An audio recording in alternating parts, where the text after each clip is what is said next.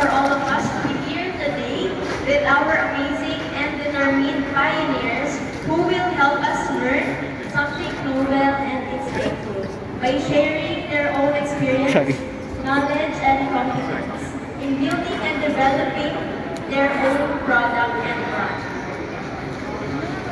Let us formally open this event by welcoming onto the stage Sir Peter Aguilon to give the opening remarks. Hello. Good morning, everyone. Are you all excited for today's event? Yes.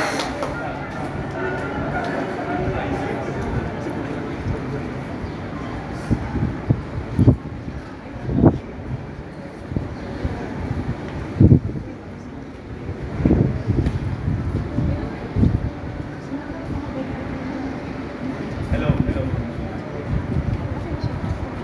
All right. So, are you all excited? Yes! Where's your energy? Okay, on behalf of LPU Cavite community, okay, as your advisor, I would like to welcome you all. No? So, my heartfelt gratitude, I'd like to thank first the officers and staff, the organizers of My Hero. So, you know who you are, okay? Too many to mention. And of course, thank you also for the 14 booths. Okay, it's a good number. So 14 booths for merchants, who would be conducting their business operation here at Mahogany Lobby. So as early as now, I'd like to congratulate each and every one of you here, guys, who have participated in today's event.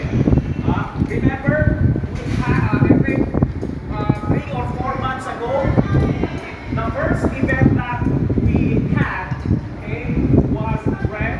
So it was held at ABP, with Amaya. So it was very successful also. So as early as now, claim it, guys. This would turn out to be successful also. You agree? Yes! Alright? So this is just my welcome remarks, my opening remarks.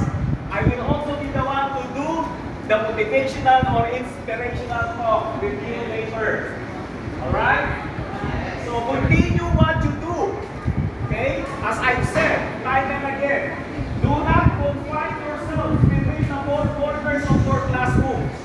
Okay? Money is generated out there in the corporate world, in the field. So, you just have to believe. Believe in yourself. You start small, but dream big. Do you believe that? They say that to dream is free. Correct? To dream is free. So make it big. Anyway, it's free. Correct? Then you start small. Start small. This is precisely what you are doing now. You are starting small. Then it will become bigger and bigger and bigger. Alright? So welcome, merchants, organizers,